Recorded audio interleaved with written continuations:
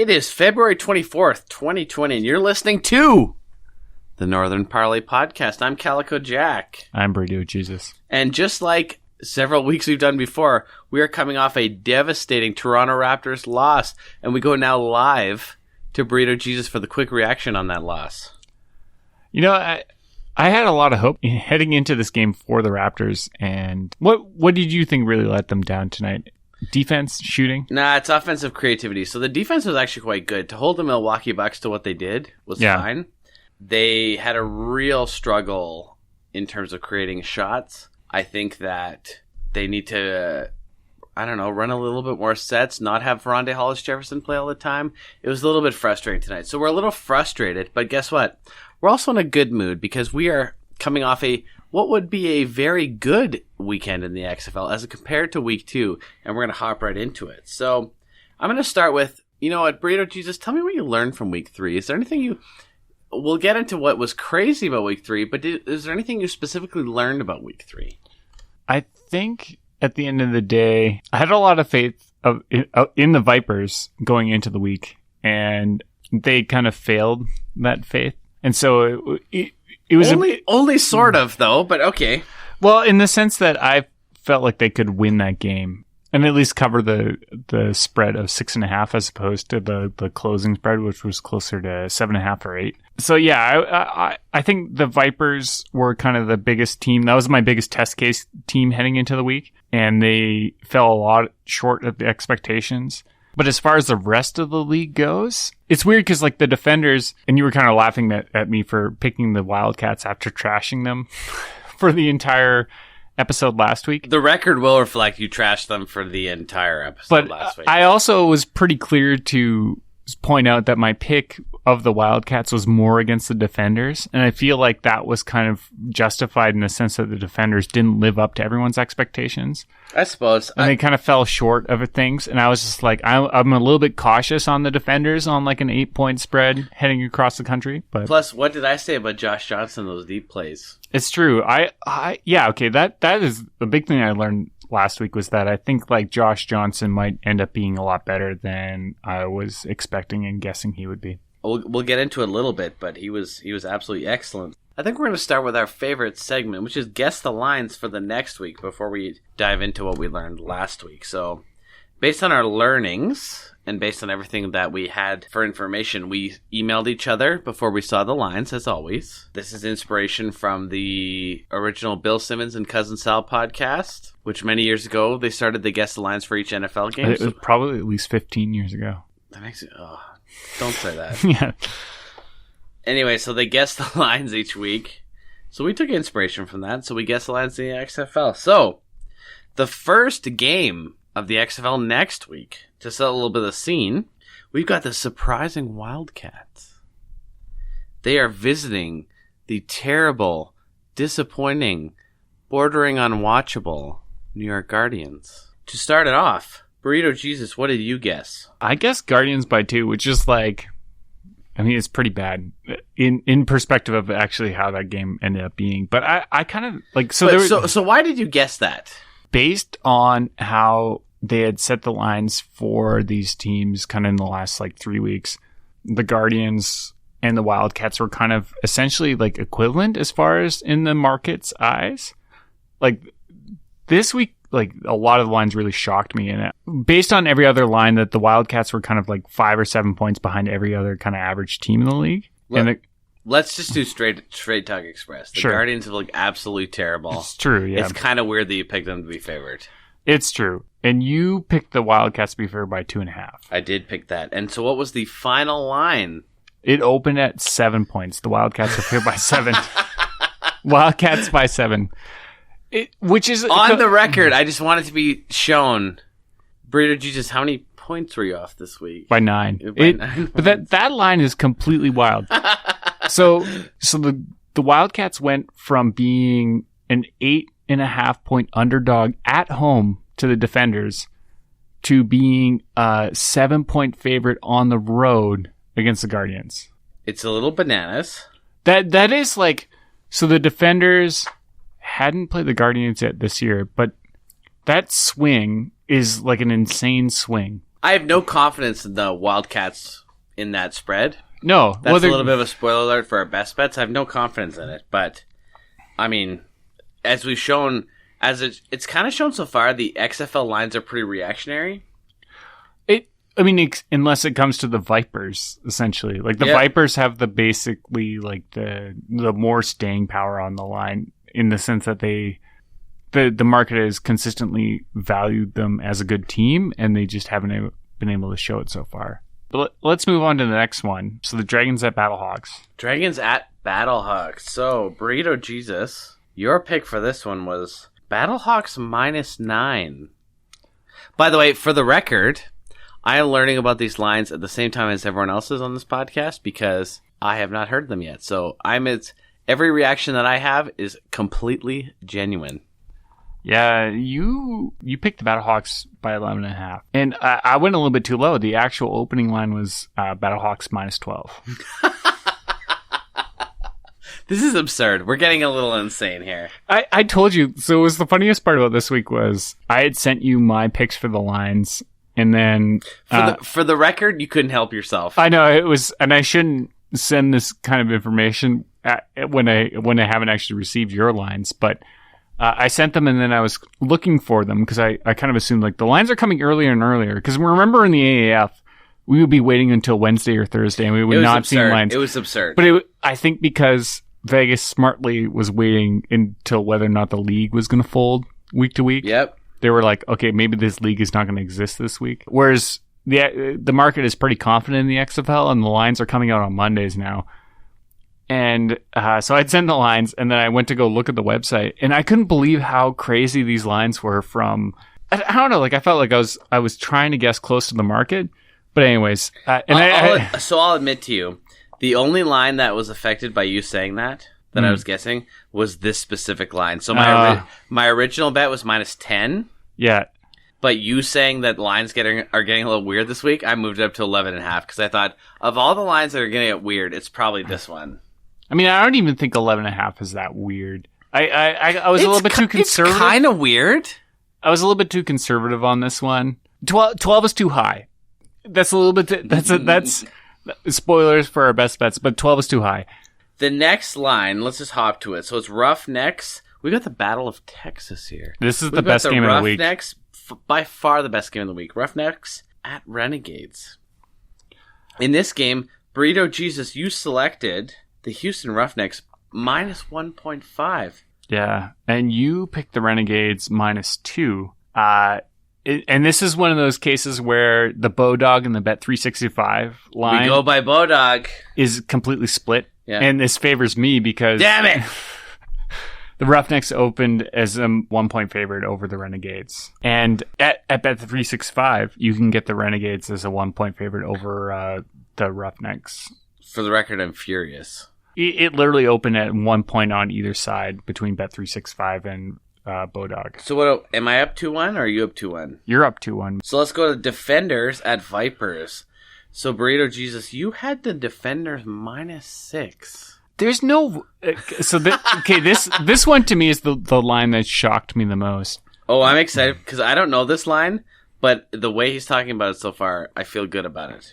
Yeah, so you have the Defender. You had the Defenders favored by 1. I did, yeah. And the actual opening line was Defenders +2. Vipers favored -2. Wow.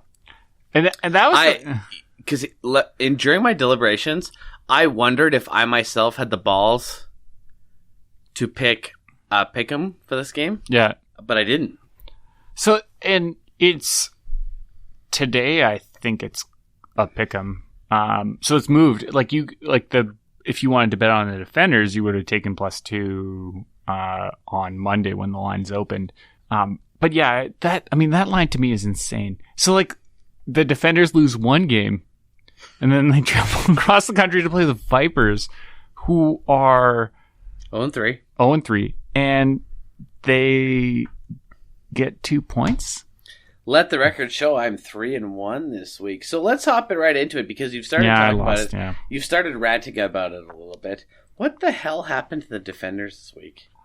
It's probably one of the more interesting questions in the league heading into week 4. the Wildcats were maybe a little bit undervalued heading into that game, which is why I picked them last week.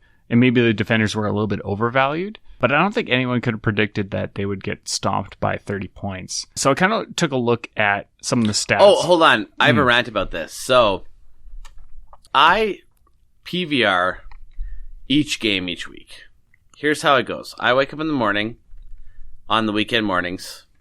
I have my pancakes, whatever my lovely wife makes for me. I watch a couple England Premier League games, maybe a Dateline or two, whatever I recorded the night before. And then I hop right into my recorded XFL games. So I recorded the first XFL game, and then my wife and I decided to watch a little bit of the Mexico, the golf tournament in Mexico that Patrick Reed did end up winning. So we watched a little bit of that, but I thought, no worries, because I've got Defenders and Wildcats taped on TSN 4. Mm-hmm. It's on TSN 4. The guide says TSN 4. TSN 4 says it's going to be in TSN 4. They switch it without any reason. Switch it to a NASCAR race. Switch it to one of their other stupid TSN channels. They don't let anybody know about that. They don't change the recordings on that. So instead I have a whole NASCAR race taped, and then I only get to the Defenders Wildcats game in the third quarter. By then it's almost over. Right? It's 33-3 at that point. Yeah, you don't want to watch that game in the third quarter. So my hot take this week is, if I'm putting people on blast, if there's a segment that I wish we had where I could put people on blast, I'm putting TSN's all 5 channels on blast. A, you're useless. You show the same thing on 5 of the channels. 3 of the 5 of the channels, 4 of the 5 of the channels. And then when you don't even keep consistency in your program. How dare you? So I missed the first half of the game specifically because of TSN. That's just my rant. Now continue. What happened to the Defenders this week? I'm going to concur with the TSN on blast because it's been bad. Because when they said they were going to pick it up, I just assumed that you would just be able to flip on one of 5 TSN channels. There's no equivalent in the US because I think like ESPN, there's like 3 or 4 channels, but they're like a little bit more segmented. Like it's like ESPN 1, ESPN 2, ESPN University or something like that. TSN, there's 5 channels, and on like a weekend, this past weekend, it's just like there's going to be 4 of them showing curling. And it's like, why would you duplicate the programming when you literally bought the XFL and you can't show it on your cable? So I took a look at the Defenders. Last week on the podcast, I talked about how they were abnormally successful on deep plays. It was like way above the league average. And overall, so their success rate on offense from week to week has been about the same. And they weren't one of the top teams by success rate on offense in the first 2 weeks of the league anyways. But this last week, they had a very bad day on third down. They were 14% successful on third down plays. Heading into the week, they were very successful on third down plays. They were 46%, 52% on third down plays in week 1 and week 2. The league average was 38%, and they kind of like crashed on successful deep plays. This week, they ran 12 plays that were qualified as deep by the XFL play-by-play, and only 3 were successful, and only 61 yards on those 3 plays, which is quite a bit, but like the previous 2 weeks, they had 18 deep plays, 10 were successful for 281 yards. So it was like they kind of like came back down to earth a lot quicker than I was kind of expecting. I was expecting more of kind of like over the season, they would kind of regress a little bit more. So that was kind of one of the big things that went against them. And I think maybe we had overrated their defense, or maybe I had overrated their defense, but they had played the 2 worst offenses in the league in the Guardians and the Dragons. Those were their 2 first opponents. And they kind of like shown pretty well in those 2 games. So maybe it was just like people are overrating their defense a little bit, but looking at it, like how could we see this coming? In the first 2 weeks, they were one of the worst teams in the league on first down success rate. So they had not been very successful at stopping offenses on first down, and they kind of made up for it by being more successful on second and third down. So maybe going forward, like a first down success rate is something you can look at a little bit more. But yeah, I think that was kind of the biggest thing. I think maybe their defense was a little bit overrated. But it'll be interesting to see how they kind of match up as the week goes on. This week they're playing the Vipers in Tampa Bay, with Vegas kind of saying that the Vipers should be favored. I still think they're going to be one of the better teams in the league, but maybe we had just kind of overrated how good they would be. We could do. So let's hop to the other big game this week. So we're going the Defenders. We're going to see if they're going to bounce back. But I think, honestly, to me, the biggest storyline this week is the Texas Showdown.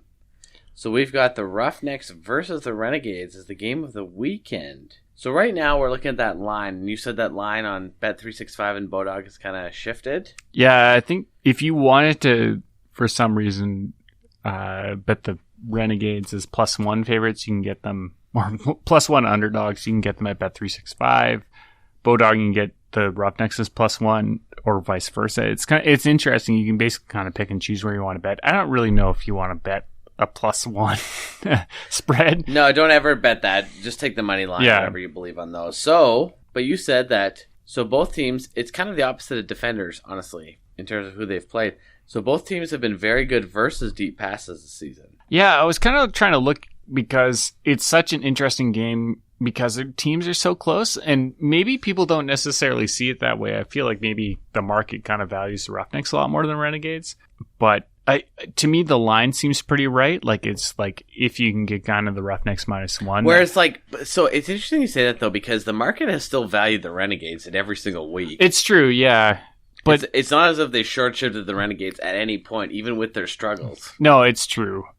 I think that's what kind of makes it so interesting, because the Renegades have been a good team that people kind of, or have been a team that the market expects to be good, and that kind of have slowly kind of lived up to that expectation, whereas the Roughnecks has been a team that people thought were maybe going to be good, but then kind of like exceeded people's expectations. So, BurritoJesus, you actually made a point. So let's just hop to it, because you've made a point about the middle of the field. So tell us what you've noticed kind of about the middle of the field, that maybe something that the Renegades can, so that the Roughnecks can exploit in this matchup. Yeah, so I was kind of looking at success rates by area of the field. The Renegades have been weaker defending the middle of the field so far this season, but the Roughnecks don't tend to take advantage of that because they don't throw to the middle of the field that much. They throw the least. They don't have a huge tight end presence. That's well, I mean, they don't have any tight ends on the roster, which is the funny, the best part about the Roughnecks. I suppose that's true. I more meant like middle of the field presence. They don't have a slot back. They don't have a bigger receiver. But they don't actually have anybody else. Yeah, so they've thrown to the middle of the field the least in the league at less than 10%. On the opposite side, the Renegades have thrown to the left the second least in the league, and the Roughnecks are below average versus left passes. So it's kind of an interesting matchup in the sense that like the two teams, where they're weak, the other team hasn't really taken advantage of that part of the field so far. Like, I don't really look at running the ball that much when trying to handicap these teams, because I think passing the ball is just way more important. But because this matchup is so close, I kind of tried to take a look at kind of running the ball. And the Renegades so far this season have been better at running the ball than the Roughnecks. But both the teams overall have been the least two likely teams to run the ball. They're the lowest two teams in rush percentage so far this season. And the Renegades are 27%, the Roughnecks are 25%. The league average is 37% as far as rushing plays. And the Battlehawks is 95%. Yeah. Actually, I think 75. It's not too far off. Yeah. So the one advantage is that maybe that the Renegades, who have been a little bit more successful running the ball, they can kind of run the ball maybe against the Roughnecks, because the Roughnecks defense against rushing so far this season has been as good. And people are kind of complaining about how little they use Cameron Artis-Payne over the first 3 weeks of the season. And he's been one of the more successful rushers in the league. And maybe this weekend they'll kind of use that to kind of get advantages against the Roughnecks. So let's just hop to it. Let's get into the hot takes, because last week it was your turn to the team power rankings. This week is my turn, and we're going to get into it. My number one team this week, we're going to go top to bottom. My absolute number one team this week is the Houston Roughnecks.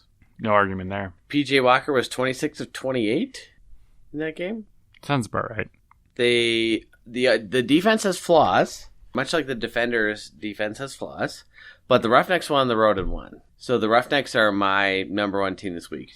Any thoughts or disagreements on that? I don't think you can argue against it. The funniest part was that, I think last week most people would say it was either the Roughnecks or the Defenders. And after the results this week, it's kind of hard to argue that you would pick the Defenders over the Roughnecks. And the nicest part for the Roughnecks is that they do get to host the championship game. So, but overall, it's a nice perk to have. There's no, after this last week, there's no part of the field where I would take the Defenders over the Roughnecks. I think that over the long term, I don't think the Roughnecks defense is as good as the defenders, despite what happened to the defenders this last week. I still think overall as a team, the Roughnecks just seem to be better put together, better coached, like better skilled players, less likely to go on the road and lose by 30 points. I don't know. Number 2. My team at number 2 is the defenders still, because I believe that you don't punish too much. I'm not going to do what the XFL does on betting lines and every single thing else. I'm not going with recency bias. I still think the defenders are my number 2 team, and my tier 1 is just those 2 teams. So interesting. I want the defenders to be beat at home for me to change my tune a little bit. But I'm actually going to go ahead and throw away this week a little bit for the defenders. I'm going to keep them at number 2. Yeah, I was already kind of had like a downward arrow on my expectations for the defenders, just looking at the underlying numbers after last week. So just tell people who your number 2 is. My number 2 is the Battlehawks, despite coaching, despite everything else. Let's play a little game as we talk about the Battlehawks, because I'm ready to just do it now. What was a yardage line that the Battlehawks punted on against the Guardians this week? Pick the worst yardage line that they punted against the Guardians this week. Was it the Guardians 40? It was the Guardians 42. That's what do you think the down in distance was? Boy, was it 4th and 6? It was 4th and 6. That's bad. That's not great. That's not how you want to run a football team in the XFL. Or anywhere? No, you definitely don't want to punt from 4th and 6 at a 42. The Battlehawks coaching, you've kind of jumped on this theme early, but the Battlehawks coaching I think is going to take me to an early grave. I just can't take it. Yeah, I would take Pep Hamilton. I would take Pep Hamilton by himself on the mic for the offensive coordinator and defensive coordinator, and also maybe running quarterback versus every one of the Battlehawks coaches. Because I don't hate your selection of the Battlehawks number 2. I can't handle the coaching. I just can't handle it. Yeah, I think to me why I was kind of aggressive about downgrading the defenders this week was because it kind of opened my eyes to kind of strength the schedule heading into it, in the sense that they played really 2 weak offenses kind of in the first 2 weeks. And then this last week they actually kind of faced a decent offense and a decent quarterback. And so it makes it kind of hard for me to believe in their defense. I kind of want to see them do well against it. And I understand that heading across the country and playing your first game on the road makes it a little bit more difficult. But it was a pretty discouraging week, I think. Whereas, kind of, the Battlehawks they faced a test in the sense that people gave them a pretty high line to kind of beat this week. Yeah. And then they not only they covered it, but they kicked the shit out of the Guardians. This is a shout out to the Battlehawks crowd. They were absolutely amazing in that game. I think, yeah, they'll have the best crowd the rest of the season. It'll be 1-2 between them and the Dragons, and the Battlehawks will be 1. It was fantastic. They're so fun to watch in that game. Yeah, I am very skeptical of the Battlehawks being able to win the whole thing because I just don't trust their coaching. Because they run an offense like it's 1945? Yeah. And somebody posted the stat. It's there's been 38 passing touchdowns and 11 rushing touchdowns so far in the XFL. But the Battlehawks will run the ball on first down 75% of the time. We went into a little bit too hard in the Battlehawks. Yeah. But anyway, so I've got the Roughnecks, then the Defenders in Tier 1. We're going to start Tier 2 now because I've got Tier 2. My Tier 2 number 1 team, so third team overall, is the Battlehawks. For the same reasons you mentioned, the only thing that's going to hold me back is their coaching because it hurts my soul. Who's your number 3 team? I have the Renegades number 3, above the Defenders. Explain why. That's fascinating. I think they have just a really an aggressive offense. And I feel like if somebody was going to paint a stereotype as to what I would think is good offense, it would be passing the ball all the time. And that's literally what the Renegades do. Every single time. They had them, as I was saying earlier, them and the Roughnecks have the 2 lowest rush percentage in the league at 27 and 25%. I think the Renegades are at 25%. They run no huddle offense and they just pass the ball every time. They pass to set up the run, which is kind of the more successful way, I think, to run an offense in modern football. And I feel like people are like, oh, like Landry Jones has thrown too many interceptions so far this year. And I just feel like over time, that's going to correct itself. Like it's like he won't be throwing the... I feel like that'll also be like people are going to be like, oh, that's a really dumb thing to say because he's just going to keep throwing interceptions. I just don't believe that he's going to be throwing interceptions at the rate he's throwing so far. Can you admit though, it's so fun when he throws interceptions?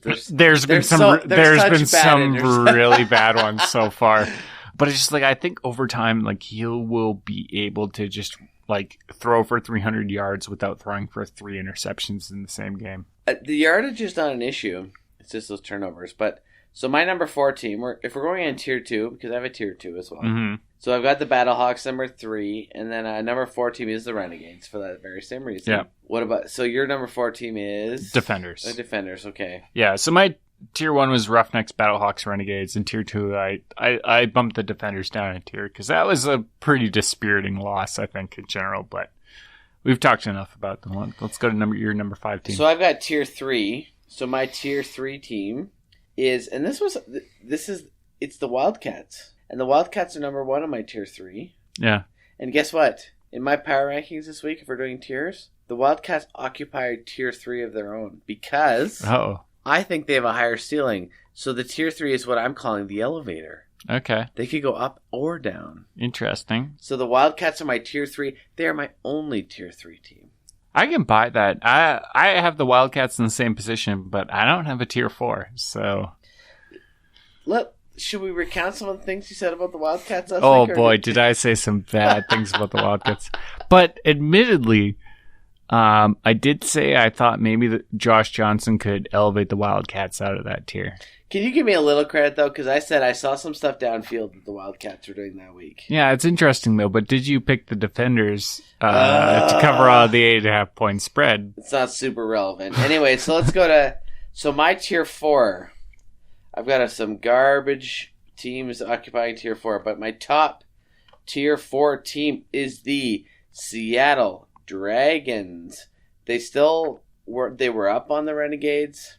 They played the Renegades pretty tough. I might be coming off my Brandon Silvers love because he's inaccurate every game, but we'll see on that. But the Seattle Dragons defense is very good. The running game is still quite good. They're my top of my tier 4 of the garbage teams.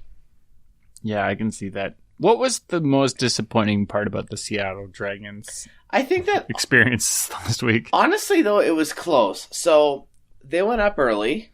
And Silvers actually had a nice pass early. I like Prohl. Prohl's a good receiver. But, and I kind of miss this in the Renegades power rankings part, but man, shout out to Donald Parham, the Renegades tight end. Holy shit. That dude is 6'8". That dude was bodying people up and down the field. He's a weapon in and of himself. So the Dragons had no answer for that. Silvers was inaccurate as he seems to be every game. But honestly, the Dragons' defense was still quite good. They held up pretty well for most of the game. I saw nothing from the Dragons that led me to think that they're the bottom 2 teams in the league. So they're my 3rd from last team in the league. Yeah. You just don't like Brandon Silvers. Just get it. Yeah, Brandon Silvers,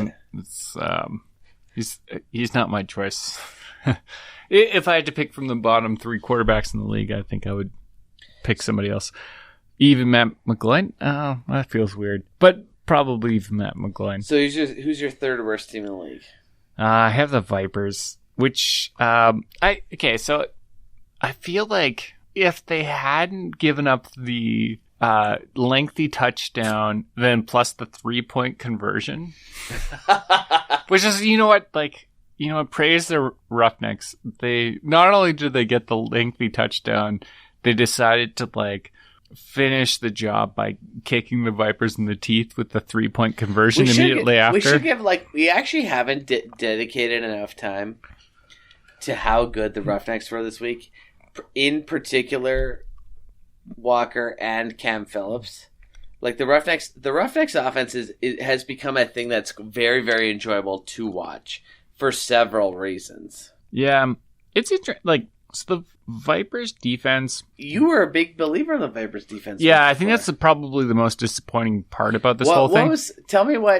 Tell our audience what you G-chatted me in the third quarter of that Vipers game. It was basically every time the Roughnecks throw deep, I die a little bit inside. Because I think I made that point heading into the Vipers matchup against the Dragons, was that as long as the Vipers kind of keep things in front of them, like their defense deep is bad, but otherwise has been pretty good. I didn't think the Dragons could take advantage of that kind of. I guess it was kind of vice versa about the Dragons as well.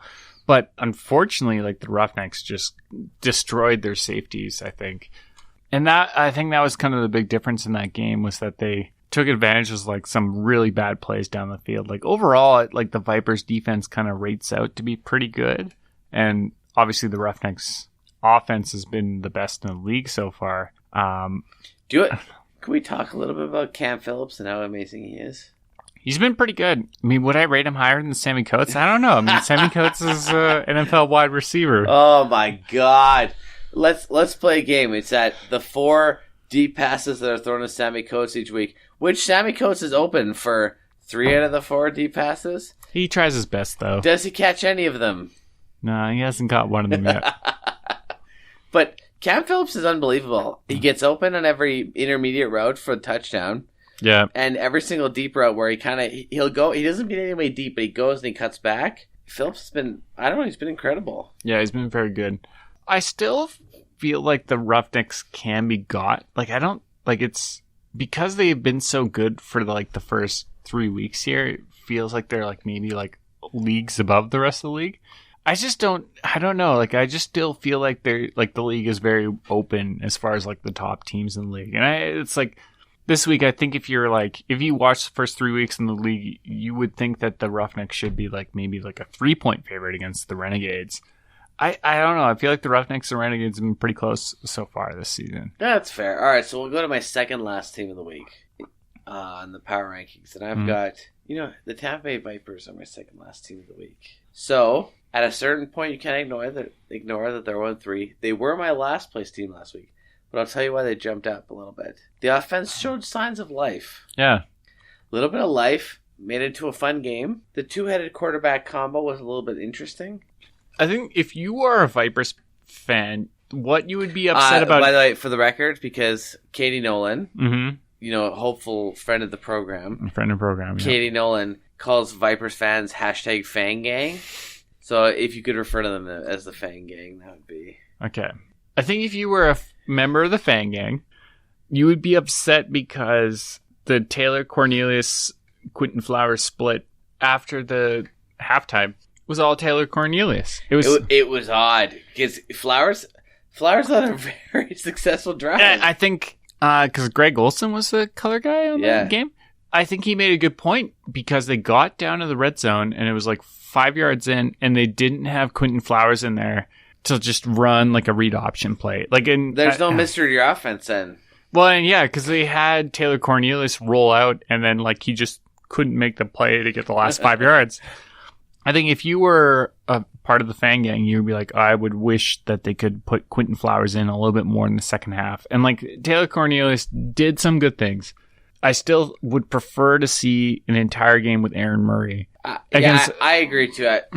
And he's starting this week. Is he? Yeah, against... Sorry, I'm blanking on who the Vipers are playing this week. It's like an 8-team league, I should remember. The Defenders.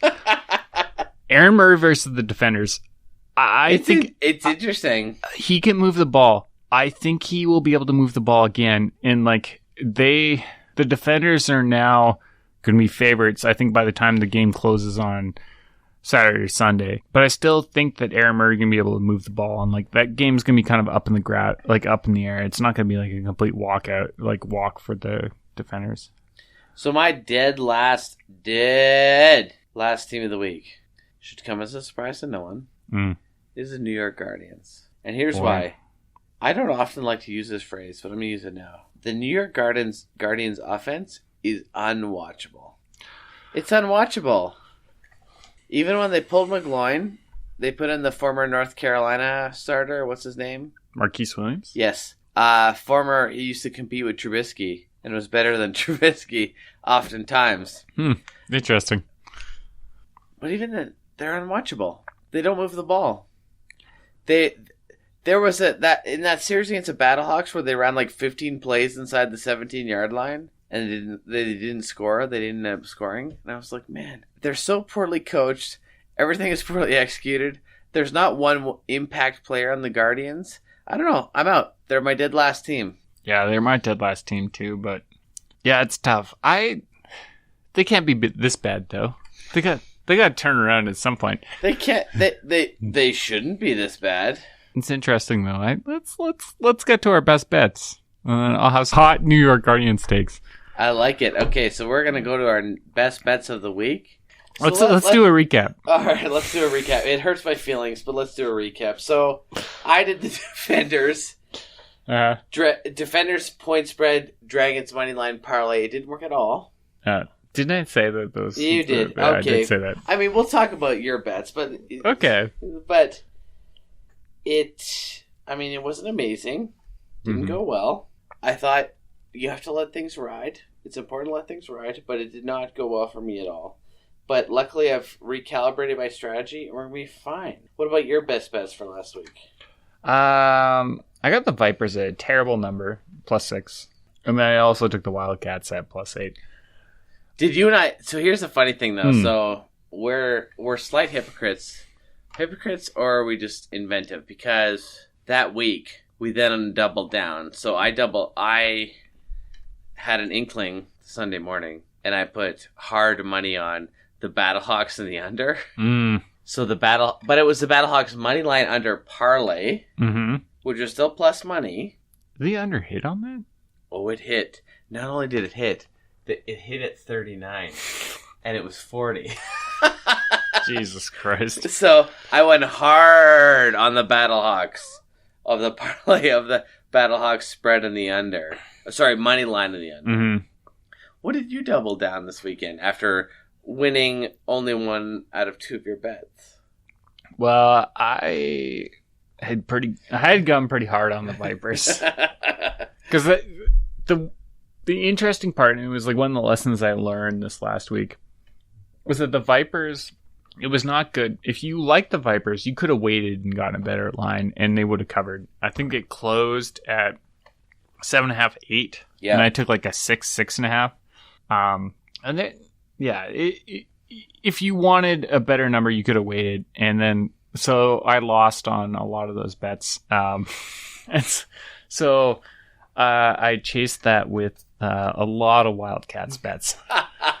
Which, again, do we want to do a montage of what you said about the Wildcats? It was funny, yeah.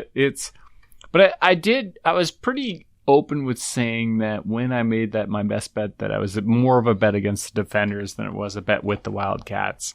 And I think over time you're just going to do a lot better for yourself if you bet against the popular belief as opposed to betting with a team you think is going to be good.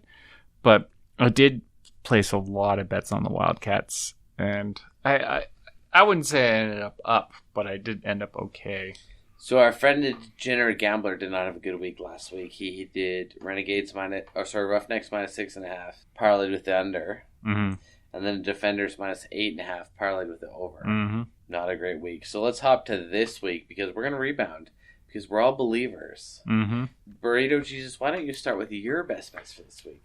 Yeah, I'm continuing with the mantra of buy low, sell high. What is the buy low team this week? The New York Football Guardians. Wow! Matt McGloin's. Disappointed the Vipers couldn't get there on that terrible number I bet them at. But if you had waited closer to kickoff, you could have covered. You would have covered if you had bet at kickoff on the Vipers. But it reinforces the lesson I feel like I should relay. Generally, if you like favorites, you bet early. And if you like underdogs, you wait. Obviously, that doesn't really hold on games that are close 2-0, like close to pick'em. For example, the Defenders were underdogs, and that was quickly snapped up. So if you like the Defenders this week, you should have bet them early. But in general, if you like underdogs at lines that are not close to pick'em, like 3+, you should wait. And sticking to that principle, I'm going to take the Guardians at home at whatever the number closes at. I think right now it's like 7. It hasn't really moved that much, but it's Tuesday. And I feel like maybe we can get an 8 or something or more. I just feel like they're like a little bit undervalued. Obviously, it's a tough pill to swallow because they've just been so terrible in the first 3 weeks of the season. If this line was done before like the Wildcats blew out the Defenders, what would have this line been like? Guardians +3? Like it's like this like about that. Yeah. It's like it's a crazy swing. We're hoping, if you're betting this line, you're hoping for a bounce back from McGloin, and it's been pretty ugly. But this is a home underdog, and they played pretty well at home at one point in this season against a team that only had played one good game coming across the country in a road game, like the first really long distance road game. And I feel like the Guardians' defense might be a little bit underrated. So that's the best part of what you've said there. Yeah. There's nothing about this. Like, this is a very tough pill to swallow, but I feel like if you're going to make money long term betting on football, you're better off looking at teams that are very ugly and buying low, as opposed to being like, well, you know what, I'm a smart guy, I'm just going to bet on the Roughnecks week to week. Like, you're just not going to win money betting on the good teams every week. Well, let's do this then. Mm-hmm. Because I actually can go the other way a little bit. Mm-hmm. We're going a 3-way money line parlay this week. Oh, I love this. Yep. This is the Northern Parlay. This isn't the Northern Equivocation. This isn't the Northern point spread. Hopefully we hedge our bets. We are going a straight favorites money line parlay this week. So, it'll be a Wildcats -300 on the money line. St. Louis Battlehawks -550 on the money line. Mm-hmm. Houston Roughnecks -130 Okay. on the money line. And that ends up 3-1? Nope. It ends up bet 10 to win 17. Boy. So about 1.5 odds. That's what we're going with. So we're going with Wildcats, Battlehawks, Roughnecks, straight money line, bet $10, win 17. You're welcome for your free money. It's interesting. So if you had to pick one of those legs of that parlay that was most likely to lose, which one would you pick? Strangely enough, the Wildcats, I think. That's 100%. I don't... I feel absurdly good about the Roughnecks beating the Renegades. I think the offense... That's like a coin flip to me. The offense is just so good. I don't really have an issue with that one.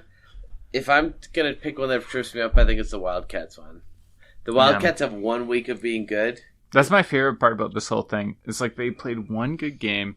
And yeah, the Guardians have played like 2 bad games in a row. And like, not even just bad games. Like literally like... Is this a professional football team bad? Like can't score, almost unwatchable bad games. Like everything bad that could possibly go wrong. Like fumbling punts. Everything else, like quarterback going to the sideline, telling the sideline reporter, being like, I don't understand this offense. This offense doesn't make sense. We need to change everything. Like it's not good. Yeah. But, I mean, that's... You're not going to win money betting on the teams that make sense. But that's my bet for this week. Now, our friend the Degenerate Gambler, he has just logged in with his bets for this week. His first bet is Battlehawks parlayed with the under in the Vipers game. We haven't talked about totals, actually. Yeah, we don't.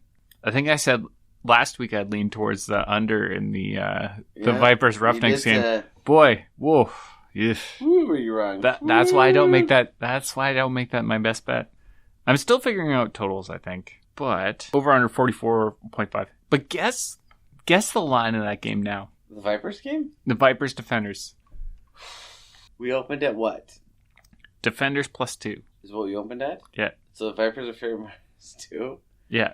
If I'm guessing now, I think it's Defenders by 1. Defenders -2.5. Woo! You could have middled that. I mean, middling on 1, not great. That's fair. Well, okay, you could have middled it on 2, because if you took the Defenders 2 +2, yeah, it's not that great. Degenerate Gamblers bet the Battlehawks money line parlayed with the under in the Vipers game, which is 44.5. Okay. Our Degenerate Gamblers other bet of the week, so that's one bet, is he said under in the Renegades game. Lock me in for the under any point total north of 50. Under in the Renegades game. Under in the Renegades game. It's been flip-flopping, but 50.5 is the Roughnecks Renegades total right now. It gotten down to 50 is the lowest I've seen, but it opened at like 15.5. So he's going hard under in that game. I could see that too, actually. It's not a bad bet, actually, because of how much I think it's going to generate in the over. Mm-hmm. Also, our friend, because he's a degenerate gambler, he also has a degenerate tip for us. Mm-hmm. Because we're all degenerates. We're doing this podcast for a reason. He wants, are you ready for this? Mm-hmm. Jonathan Taylor, he wants under Jonathan Taylor's 40 time in the combine. Jesus Christ. So the over-under's at 4.51. He wants under? Under. That's his best bet of the week. What is he, a linebacker? We're going to look up Jonathan. I've actually never heard of Jonathan Taylor. Boy. Oh, he's Wisconsin running back. Okay. He's a running back. Under 4.5. Oh, no, Jonathan Taylor. Okay, so right now his over-under's at 4.51. Mm-hmm. Our friend the degenerate gambler, he's a degenerate. He had a friend of a friend who knew about the Super Bowl Gatorade color. Yeah. He says Big Brother was listening to a podcast. Mm-hmm. We don't know who Big Brother is. Where they're clocking him in the low 4.4s. So yeah. if you can bet the degenerate gambler's best bet of the week, if you can bet Jonathan Taylor in the combine under 4.51, guess what? It's free money for you. Boy.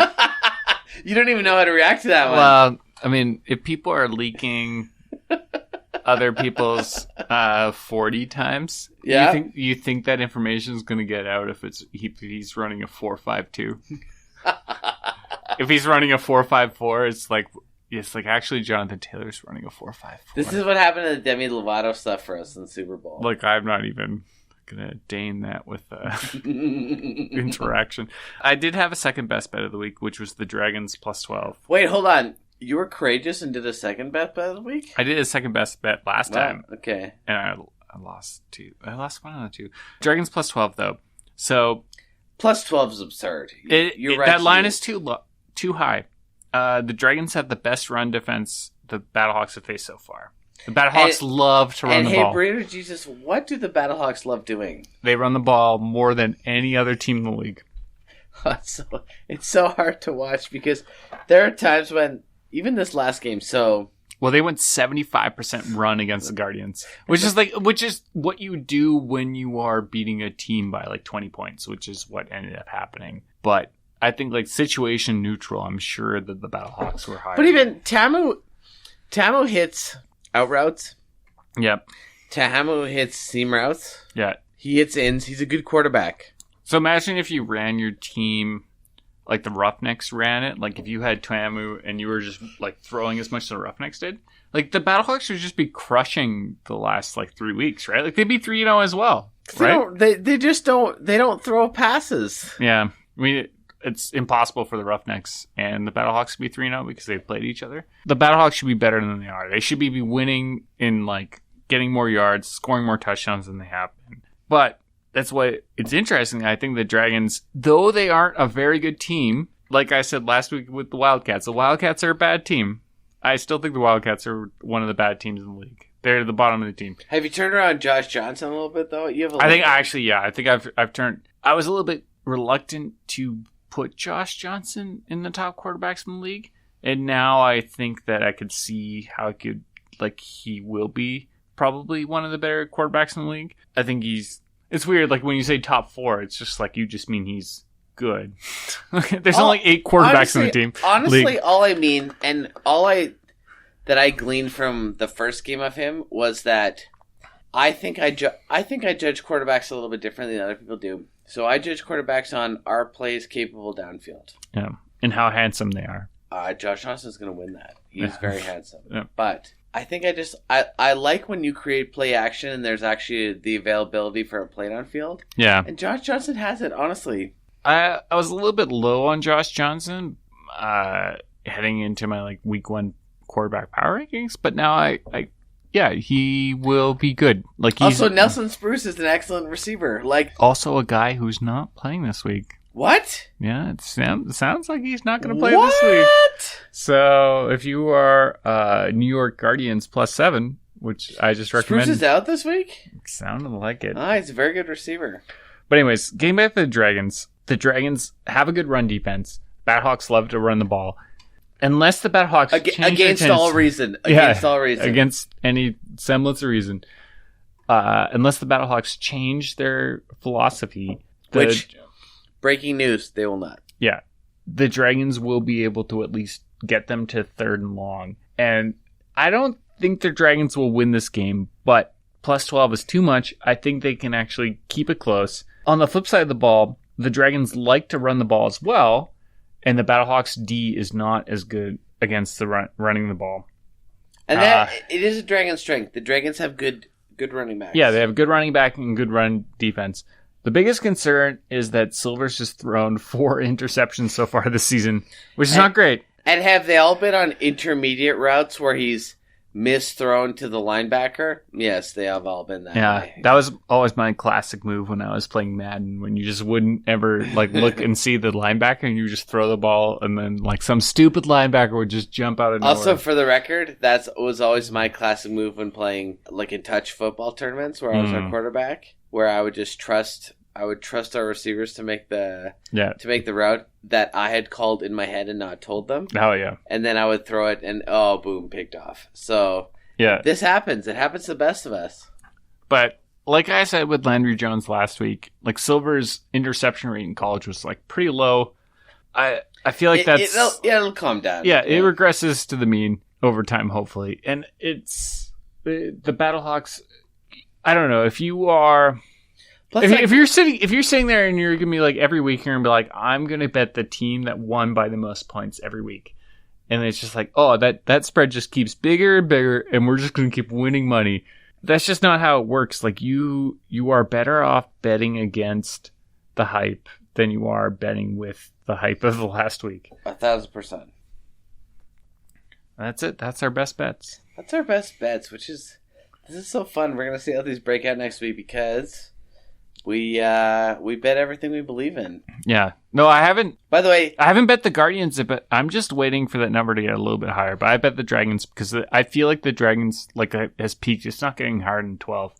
The Guardians, I hope I get an 8. But by the way, I will say there are rumblings the next week. Our friend the Degenerate Gambler may join us on the podcast. We'll see, but we want.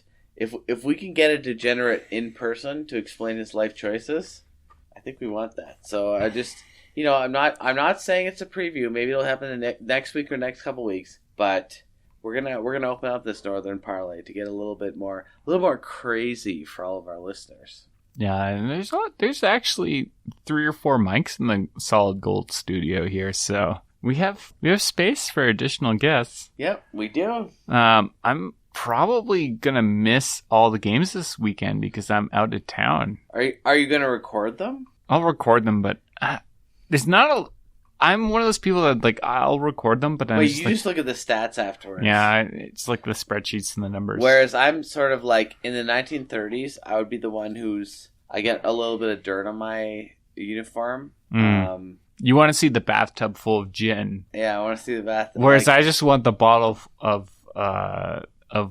gin. I want to see how it's a good analogy. Yeah, that was great analogy. I want to see how it's made. So I will be watching every game this weekend intimately, and you will be following every single statistical outcome of this game. So you will be texting me every play. I will be texting every play, but we will see. We're going to see how these things go. So we would like to thank everyone for listening this week, and we would ask you to tune in next week for some hot takes. But thank you to everyone. We've had a decent amount of downloads these podcasts. Yeah. We'd like to thank everyone for listening. If you want to send in any suggestions, you want to send in some of your picks. Yeah. Each week, please do. Yeah, email us at my email is burritojesus.delicious@gmail.com.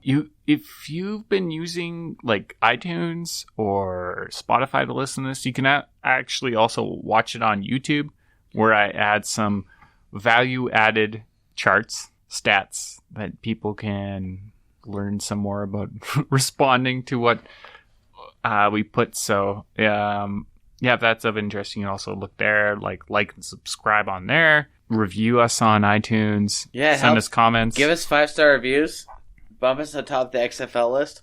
we're on the XFL list. Bump us to the top of the XFL list, and let's keep going. So thanks everyone, and we will talk to you next week. Yeah, have a good week.